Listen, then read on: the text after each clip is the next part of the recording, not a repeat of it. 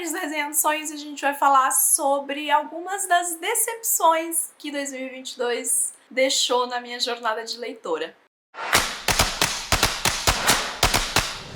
Já faz alguns anos que eu faço esse vídeo aqui no canal, em todo esse encerramento de ano. Esses não são necessariamente os piores livros que eu li esse ano, mas são aqueles livros que chegaram carregados de expectativas, de hype, de recomendação, ou de promessa por si só, por causa da história, da sinopse, ou de quem estava escrevendo o livro, e acabou não entregando.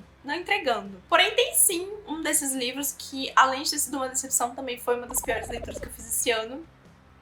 Então, vamos lá. Eu vou deixar esse especialmente por último, vou começar com um mais soft, tá?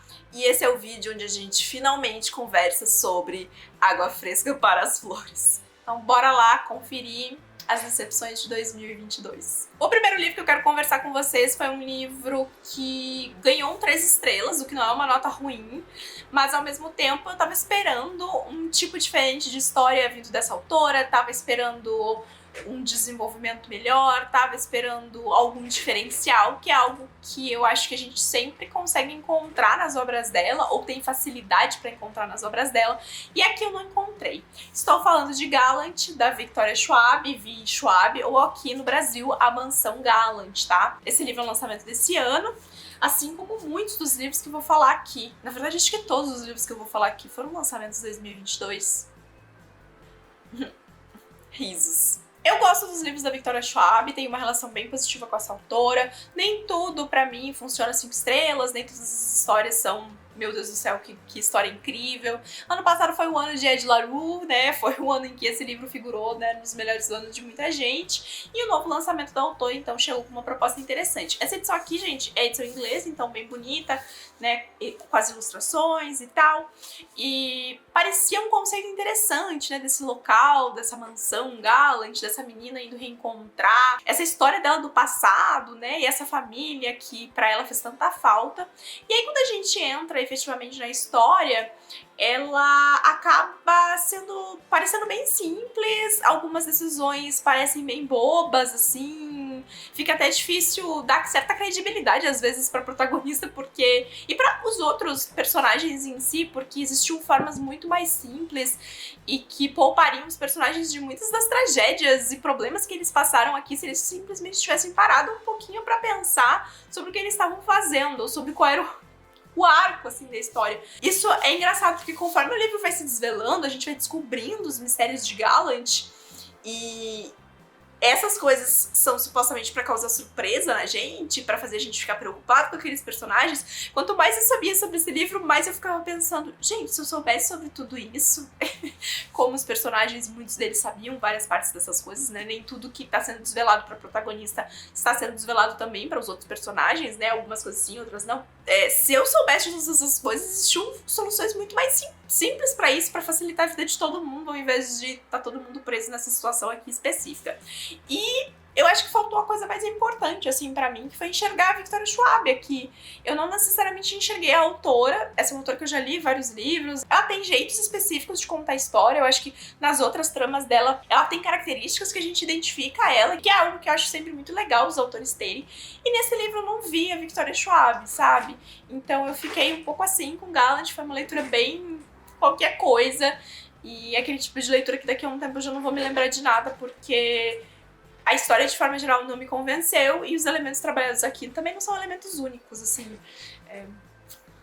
Você consegue encontrar eles em outras histórias, então acaba que se perde muito aí no meio de várias outras coisas. A minha segunda decepção do ano tem um vídeo enorme aqui no canal já falando sobre isso, ele foi lido em voz alta.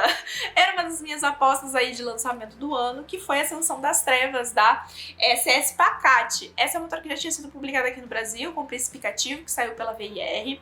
Foi a primeira história que eu li em inglês todos aqueles anos atrás, né, aí já faz mais de 5 anos, e foi o que iniciou a minha jornada, foi a minha curiosidade por aquela história, e aí eu tava super ansiosa por uma nova história da C.S. Pacat, e algo que fosse voltar, eu senti aquela energia, né, daquele livro que me motivou tanto. A sinopse desse livro não necessariamente já chamou a atenção logo de cara, até porque eu não sabia muito o que esperar até eu chegar efetivamente nele, e aí a gente começou a ler no Leva, E a coisa só foi por água abaixo, assim. A história é bastante previsível, a gente tem elementos que acabam também sendo bebidos de vários outros lugares, que pra 3, eu acho, desses livros aqui, é muito do que faz esses livros acabarem sendo uma decepção. Dos que eu vou conversar hoje, tá faltando um ainda nesse sentido. Quando vem o plot twist, você fica, tá, é isso? Eu sei que eu vi algumas pessoas falando super bem desse livro, colocando como favorito, ou falando tipo, ai, o plot twist é incrível. Mas eu fiquei, tá. E também aquele tipo de história que eu, infelizmente, eu não sei se eu consigo mais tanto assim, que precisa algum outro elemento da história me convencer muito pra hoje eu comprar a história dos adolescentes salvando o mundo. E esse é um livro que começa com um casting gigante de personagens, a gente tem muita gente, e aos poucos todo mundo desaparece da história, e a gente fica com 3 personagens adolescentes fazendo tudo, mas especialmente defendendo algo que esse outro grupo enorme de pessoas não estava conseguindo fazer no momento anterior. Então você fica, ué, diminuiu, mas aí... E eles sabem tudo, eles descobrem tudo, eles conseguem todas as respostas. E eu acho que hoje, depois de tantas histórias assim, existem cenários onde isso funciona e existem cenários onde isso não funciona. E pra mim, Ascensão das Trevas, com certeza foi um livro que não funcionou, e é uma série que eu não pretendo dar continuidade, tá? Então tá ali do primeiro livro e vamos esperar a Pacatte lançar aí outro título pra eu voltar a ler alguma coisa dela, porque essa história aqui eu não pretendo continuar, não. Aí uma autora que é queridinha, mas que eu já tinha pulado o último lançamento dela aqui no Brasil, porque eu já tinha ouvido várias críticas, mas eu resolvi dar uma chance pro lançamento de 2022, que foi a Beth O'Leary. Ela lançou um livro chamado The No Show, que vai contar a história de 3 mulheres que foram abandonadas. Elas tomaram, assim, um ghosting no Dia dos Namorados, que elas tinham, né, um jantar ali, um encontro com os seus pretendentes. E aí a gente começa a acompanhar os pontos de vista dessas mulheres, entender, né, quem é essa pessoa que deixou elas abandonadas, e o cenário de cada uma, né, o interesse de cada uma nessa pessoa, enfim. Elas são bem diferentes entre elas têm interesses diferentes, elas têm motivos diferentes pra terem se aproximado dessas pessoas, enfim. Só que tem uma coisa muito interessante sobre livro de romance, que é o seguinte. Eu acho que uma coisa que, pra mim, pelo menos é essencial, é que eu, de certa forma, me encante também pelo personagem, sabe? Se eu não pensar no personagem enquanto alguém que eu gostaria de encontrar na minha vida, que pelo menos eu consiga ver como esse personagem serve pra esse outro personagem, pra outra personagem, sabe? Então, tipo, uma das duas coisas tem que ser funcional dentro da trama. Mas muito mais a questão de eu ver os dois personagens que estão sendo narrados ficarem juntos, porque às vezes a gente tá lendo sobre personagens que não tem nada em comum com a gente, né? Então não necessariamente eu vou almejar aquele tipo de pessoa na minha vida, mas eu vou pensar que pra aquela pessoa específica, pra aquele contexto de vida daquela pessoa, pra aquele momento, vai funcionar. Então você torce pelo casal, você precisa torcer pelo casal num livro de romance, eu acho, tá? Minha humilde opinião. Ou não torcer pelo casal, né? Se for pra não ficar junto, mas eu acho que são ainda mais raros nesses casos. E aí aqui, eu passei o livro inteiro me perguntando por que essas mulheres estavam interessadas nas suas respectivas pessoas, nos seus respectivos momentos. Eu fiquei pensando, ué, mas por quê? Porque não entendi. Não entendi. Tipo assim, é só porque o cara é bonitão. Ah, tá, daí bonitão. Daí fiquei super chateada e magoada, porque o cara é bonitão me deu um bolo no Dia dos Namorados. Tá, mas a gente evolui um pouco mais aqui na conversa pra relacionamento, sabe? Então, eu acho que essa foi a principal questão aqui pra mim. Além de ser um livro que parece que... eu acho que tem uma coisa no gênero de romance que é muito legal, que é que a gente sempre tem histórias que... ou na maioria das vezes tem histórias que instigam o leitor a fazer uma leitura dinâmica, não no sentido de pular página, mas no sentido de a leitura ser fluida. Não é dinâmica a palavra, é fluida. A leitura ser fluida. Você tem uma fluidez na leitura desses livros. E pra esse livro, parecia que eu tava carregando um negócio muito pesado nas minhas costas enquanto eu lia. Porque eu ficava, gente, como tá passando devagar essa leitura e ela não tá indo a lugar nenhum. Parar. Então, assim, Beth O'Leary não foi dessa vez. Eu gostei bastante de Teto pra Dois e a troca, tô inclusive curiosa pra ver aí a adaptação de Teto pra Dois. Já tem algumas considerações com o trailer que saiu, mas enfim, vamos ver o que rolou aqui. E não foi dessa vez. Eu pulei Na Estrada com o Ex E acho que o próximo livro que sair dela, eu vou ver como é que vai estar as reviews antes de eu me aventurar, porque aparentemente foi substituída. Agora vamos falar sobre ele, tá? Gente, eu acho que eu nunca fui cobrada por uma promessa que eu fiz nesse canal tanto quanto eu fui cobrada pra falar sobre Água Fresca para as Flores, tá? Toda vez que eu precisei falar sobre esse livro me deu um desgaste emocional. Tipo assim, eu fico chateada. Eu falei, nossa, eu não vou querer ficar falando sobre esse livro. E aí não tinha chegado ainda o momento de discutir esse livro com as pessoas do Livro Viajante, que foi um livro viajante. E aí eu fiquei, bom, vou esperar o Livro Viajante pra ver até como foi a reação do grupo, porque às vezes você discute em grupo ou discute com outras pessoas e isso pelo menos te dá uma outra perspectiva, né? Você às vezes repensa alguma coisa, você percebe o ponto de vista de outra pessoa. E, gente, eu juro pra vocês que eu me esforcei muito com esse livro. Eu fui assistir vídeos das booktubers brasileiras que gostaram desse livro, das booktubers gringas que gostaram desse livro, e nenhum dos motivos pelos quais as pessoas justificam que gostam de Água Fresca para as Flores, eu consigo justificar algo positivo nesse livro. E aí eu brinquei, né, que pra mim Água Fresca para as Flores tinha sido uma alucinação desse ano, uma alucinação coletiva, e a galera ficou, Tamiris, o que você tá falando? Sabe quando todo mundo tem uma mesma impressão sobre um livro, e aí você pega o livro, tipo, não te diz exatamente o oposto do que tá todo mundo falando sobre essa história? E essa foi exatamente a impressão que eu tive sobre Água Fresca. E aí ficou ainda pior, porque no Livro Viajante teve uma pessoa só, das 4 outras meninas que leram além de mim, achou ok o livro, mas de forma geral o resto, as outras 3 meninas não gostaram. E as outras pessoas ao meu redor que leram o livro também não gostaram, assim, ou acharam, tipo, qualquer coisa. Então, eu não sei o que rolou, eu não sei se eu propaguei a minha energia, mas também não foi isso, porque já tinha uma pessoa lido antes de mim, e a pessoa que leu antes de mim pro livro Viajante não gostou. Eu realmente não sei o que aconteceu com Água Fresca para as Flores, tá? Mas é o seguinte, aqui a gente vai ter uma história de uma mulher que ela cuida de um cemitério. E se eu tenho uma coisa boa pra dizer sobre Água Fresca para as Flores, uma coisa boa é que eu gosto da forma como ela tira pra cuidar desse local e registrar todos os velórios, né, todos os enterros ali, e ela anota como foi a cerimônia, o que foi dito. Então ela mantém um registro dessas cerimônias, que é muito legal e que serve como um histórico para esse local e também para a memória dessas pessoas que estão sendo enterradas e que perderam a sua vida, tá? Então às vezes alguém vai aparecer lá e ela vai ter esse momento pra compartilhar, ou vai servir pra ajudar alguma outra pessoa, enfim. Essa personagem é uma personagem que tem um background muito específico, e a gente vai conhecer esse background dessa personagem, então a gente vai voltar no tempo também e vai pegar os flashes da vida dela. A gente sabe que ela passou por uma separação, que tem outras coisas aqui que perturbam ela, que ela é sozinha, reservada, vários motivos. Além dessa personagem, a gente também vai acompanhar outras 2 mulheres aqui. Uma coisa que já vamos tirar logo do caminho.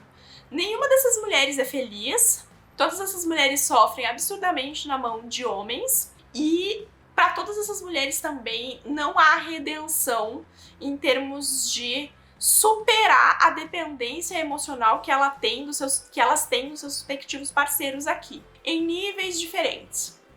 E aí as 2 coisas principais que me chamaram muito a atenção ao ver as pessoas defendendo Água Fresca para as Flores foi falar que era uma história muito bonita sobre luto, e era uma história sobre recomeços e sobre esperança e sobre você começar a ver beleza nas coisas e parará. E por que eu digo pra vocês que essas 2 coisas não me convencem? Primeiro porque eu acho que a personagem principal, ela nunca supera em nenhum momento as coisas que ela passa.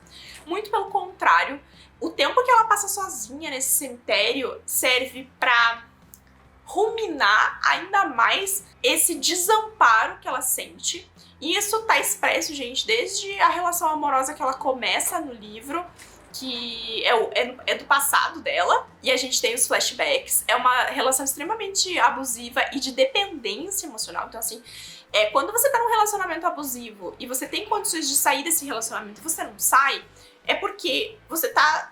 Normalmente você tá ou dependente emocional dessa pessoa ou dependente financeiro dessa pessoa, né? Aqui a gente vê uma dependência emocional muito forte dessa personagem, que mesmo ao se afastar desse outro personagem, ela não cura. E o fato dela passar esses anos sozinha nesse cemitério não é sinônimo dela ter encontrado uma forma de se autovalorizar. Muito pelo contrário. Nos hábitos dela, na forma como ela se enxerga, na forma como ela se porta pro mundo, ela ainda se coloca enquanto uma pessoa inferior. E pra mim isso ficou ainda mais claro, porque no final do livro a gente tem... No final do livro não, desde o começo do livro a gente tem um interesse pra ela no presente. A gente sabe pouquíssimo sobre esse homem, e a partir do momento em que ela bota os olhos nele e ele dá o mínimo flerte pra ela, ela já cai apaixonada. Isso prova que, tipo assim, ela só tava esperando a próxima pessoa aparecer pra dar uma piscadinha pra ela se grudar. E aí, pior ainda mais no final, quando aparece uma criança aqui. Que esse personagem, ele tem um filho, tá? Tem duas cenas que pra mim são a síntese disso, que é a hora em que ela vê essa criança pela primeira vez, que parece que o mundo dela se ilumina e ela percebe que sim, não só ela vai ter uma pessoa com quem se relacionar, mas vai ter alguém pra ela cuidar e pra ela dedicar todas as forças dela e todo o amor dela e toda a dedicação dela e todo o empenho que ela não dá para si para outra pessoa. Porque esse é o problema dela. Ela não olha para si. Ela não se olha, ela não se cura, ela não se cuida e ela não se preserva. E tudo que ela tem, ela dá pro outro. E por ela dar pro outro, sempre que esse outro for embora, ela vai ficar extremamente quebrada e sem saber o que fazer. E aí a última cena desse livro, que ela na praia, ela olhando pra essa criança, e eu juro pra vocês que eu fiquei apavorada. Eu fiquei assim, gente, se acontecer qualquer coisa com essa criança, essa mulher vai morrer. Ela vai entrar numa espiral horrível de novo, porque ela projeta toda a esperança da vida dela naquela criança, toda a dedicação, todo o empenho, todo o valor da vida dela nesse relacionamento e nessa criança, assim como ela fez no passado, em cima de outro relacionamento, em cima de outra criança. Então, assim, se você tá repetindo os mesmos erros 30 anos depois, você não se curou, você não superou, você não evoluiu. Você só tava esperando a próxima vítima ou a próxima oportunidade, porque isso é algo que tá com você. E no que diz respeito ao luto, pra mim é a mesma coisa, especialmente porque a gente tem a inserção dessa criança aqui. E se você me disser que a cura dela do luto está nela fazer esse relato e ela guardar essas histórias das outras pessoas, daí tudo bem. Mas eu não acho que isso seja significativo aqui, porque pra mim parte dela superar o luto de uma perda que ela teve aqui é também ela passar a perceber que a vida dela não se resume só a isso. Que aquela perda que ela teve foi sim uma perda dolorosa, foi sim uma perda que marcou a vida dela, mas que isso não define quem ela é e não define o valor que ela tem que dar para as próximas relações que ela tiver. E esse luto, ele tem uma pessoa aqui que recebe esse luto, mas existe um luto aqui também no que diz respeito à perda de quem ela é, sabe? E essa perda de quem ela é não acontece depois dela mais velha na história, acontece lá dela ainda, sei lá, adolescente, quando essa trama começa, né, na linha do tempo da história e não no livro mesmo, tipo, nas primeiras partes, como eu falei, a gente fica voltando. Então, ela se perdeu há muito tempo atrás. E ela não se encontra, ela não se cura. Ela só repete as mesmas coisas o tempo inteiro. E se você chegar no final desse livro e acha que ela olhar pra essa criança, pra esse cara, com os olhos que ela olha, ela se curando, ela recebendo uma segunda chance, bah, você me desculpa, mas eu acho muita ingenuidade você pensar isso, porque ela está repetindo exatamente o mesmo erro. E aí eu posso voltar no exemplo que eu dei pra The No Show, que é, eu não consigo enxergar o porquê que ela se apaixonou por esse cara. Porque ele chega, ele dita algumas coisas que ela precisa fazer, ele critica algumas coisas dela, ele é um cara completamente sem personalidade. Tanto que o rolê dele é que ele não consegue escrever um negócio particular pra própria mãe, porque a mãe dele morreu e é por isso que ele vai nesse cemitério. O cara é completamente plano, tá? Então é só uma pessoa que apareceu ali e deu essa oportunidade pra ela, então ele não tem nem tipo qualidades que façam ela se apaixonar, e a gente vê isso em cena.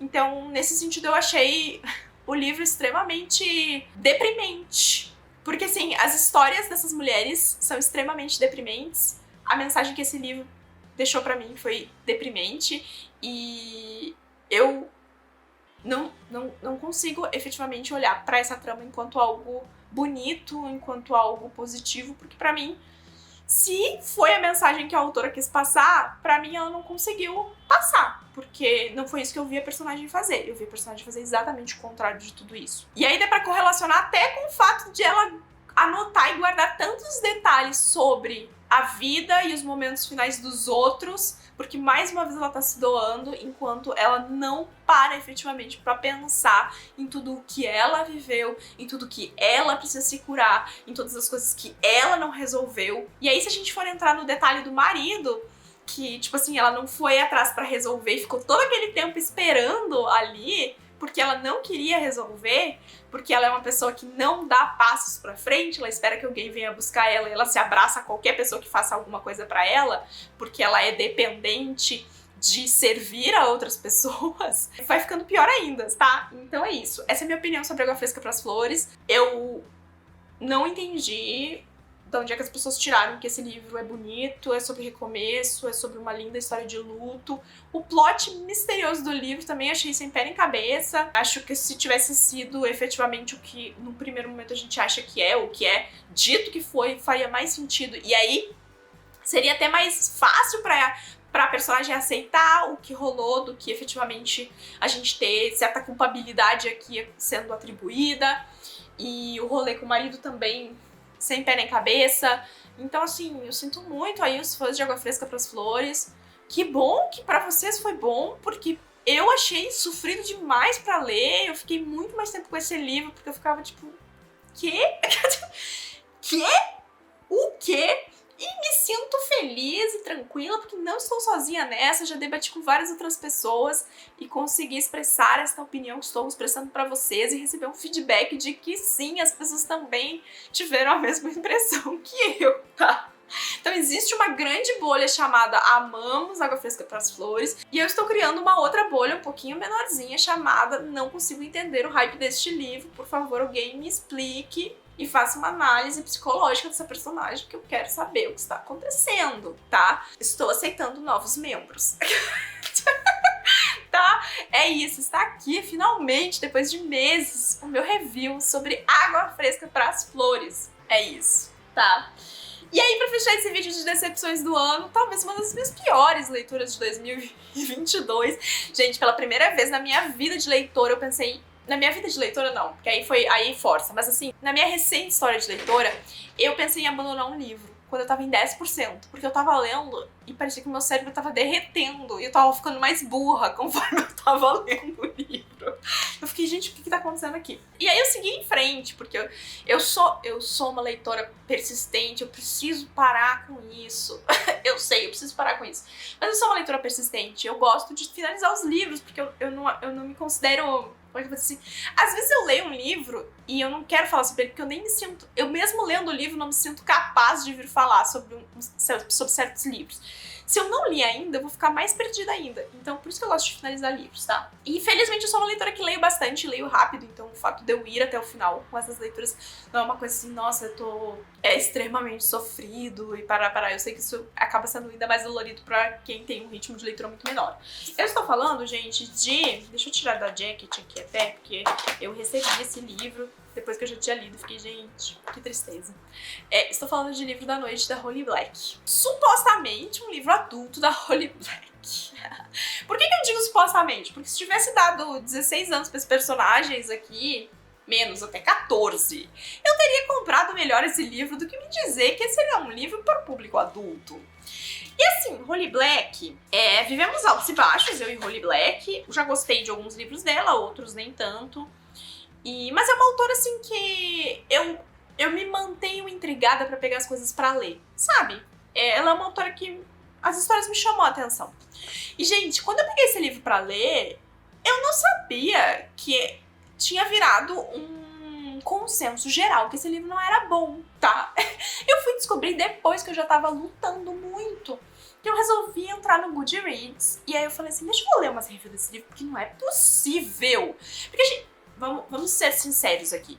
Existem alguns autores que o hype do autor às vezes supera o valor da história, tá? Um belo exemplo disso, e eu já falei com vocês muitas vezes aqui no canal, é a Victoria Schwab. Ela é uma autora é tão querida pela comunidade, ela teve grandes hits aí, que às vezes você gostar da autora, da figura da autora, faz você gostar mais dos livros que essa pessoa escreve. Acontece, tá? Acontece, existem esses movimentos. E eu tenho a sensação que a Holly Black, às vezes, é esse tipo de autora também. Ela tem um fandom. E esse fandom abraça ela, a ponto de, às vezes, outra autora que às vezes lança uns livros esquisitos e tá lá ganhando o Goodreads Choice Awards é a Sarah J. Maas com A Casa de Cu e Sopro lá, tá? Que eu não li, tá? Não li Casa de Cu e Sopro, não vou ler, eu não vou continuar essa série dessa autora. Mas assim, as pessoas que são fãs, mas são fãs críticos, leram ao meu redor e tinham várias críticas a fazer, né? Então, e que tipo, um dos piores livros dela. Mas tá lá ganhando o Goodreads Choice Award, porque é uma autora que ela é abraçada e às vezes os fãs já decidiram que não é necessariamente lógica e desenvolvimento de história que eles querem dessa autora específica, é outra coisa. E essa outra coisa ela tá entregando. Então os leitores estão felizes, tá? Eu acho que a Holly Black tem um pouco disso, às vezes, pra algumas coisas. Mas talvez estivesse enganada, porque eu vi uma galera macetando esse livro. E aí eu fiquei, gente, não estou sozinha. Não estou sozinha. Realmente é livro da noite o que rolou, tá? Eu ainda vi alguns reviews positivos sobre o livro da noite, mas assim, primeiro que bebe de vários lugares, né? Assim como falei de Gallant, assim como falei de Ascensão das Trevas, Sombras, Trevas. Livro da Noite também bebe de muitas outras histórias, tá? Inclusive uma história que ele compartilha alguns aspectos semelhantes, e aí eu vou dar o high five aqui pra autora brasileira, tá? É o Porém Bruxa, da Carol Chiovato. Se você quer ler esse tipo de história, vai ler o livro da Carol Chiovato, tá sendo relançado aí pela Suma, tá? Eu tinha lido esse ano, então foi ainda mais engraçado entrar pra dentro desse livro. A gente tem uma personagem aqui que ela faz aí uns trabalhos que podem envolver coisas estranhas, sobrenaturais de alguma forma, mas que ela faz uns trabalhos meio de roubo, de não sei o que lá, e aí tem um negócio aqui que desaparece, uma pessoa que tá desaparecida, daí vão atrás dela, e ela diz que não quer mais trabalhar com isso, mas aí depois ela acaba se envolvendo com o rolê, e aí a gente vê um monte de coisa estranha, possivelmente barará acontecendo, e no final, esse livro aqui vai ter continuação, tá, gente? Então eu que não vou ler, tá? Mas boa sorte.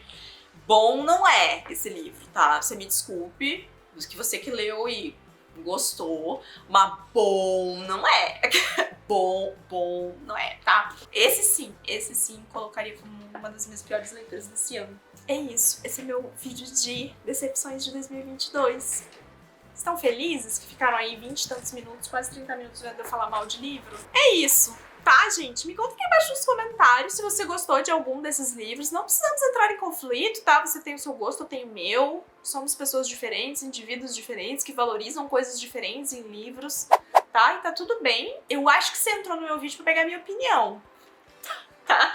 Então eu tenho o direito de tê-la, tá? É isso. Poderia ter citado outros livros aqui, poderia. Quis me manter em 5 decepções. Tirando o livro da noite, não necessariamente essas foram as menores notas que eu dei esse ano, mas foram os livros que, de alguma forma, eu enxerguei que iam me apresentar algo aqui, e alguns deles, inclusive, possíveis 5 estrelas, e não aconteceu, tá? Então, por isso eles estão figurando aqui. Me conta aqui embaixo nos comentários, então, se você gostou de algum desses livros, se a sua experiência foi diferente, o porquê, talvez, né, você tenha gostado. E também me conta aqui embaixo qual foi a sua maior decepção, o seu top 3 maiores decepções do ano. Como eu falei, não necessariamente o pior livro que você leu, mas a sua maior decepção, porque pode parecer a mesma coisa, mas não é, gente. Às vezes você já pega um livro sabendo que ele provavelmente não vai funcionar pra você. Você pega um livro e pensa, já abre a primeira página e pensa assim, ih, preciso baixar minhas expectativas, e aí você já baixa suas expectativas e nem dá tempo do livro, tipo, super te decepcionar, porque você já vai lendo sabendo que não vai dar bom. Então é desse tipo de livro, tá? Que eu estou falando. Me conta aqui embaixo nos comentários. É isso. Aproveitem depois pra ir no futuro aí, ou no passado, dependendo do momento que você estiver vendo esse vídeo, pra ir assistir também as melhores leituras do ano. Eu tive um problema esse ano, tá? Eu fiz leituras bem medianas em 2022. O meu vídeo de melhores leituras tá bem curtinho. Não sei se o vídeo tá curto, mas eu tive muita dificuldade pra escolher livros E eu escolhi bem menos livros do que normalmente eu escolho pra compor essa lista. E aí botei algumas menções honrosas só pro livro realmente não ficar muito curto, o vídeo não ficar realmente muito curto. É isso, viu a parte ruim? Depois vai lá conferir a parte boa também pra gente dar aquela balançada aí e começar pelo menos 2023 com um olhar positivo, otimista. É sobre isso, tá bom, gente? Deixa o joinha aqui nesse vídeo pra me ajudar com a divulgação, se inscreve no canal se você é novo por aqui e a gente se vê no próximo vídeo.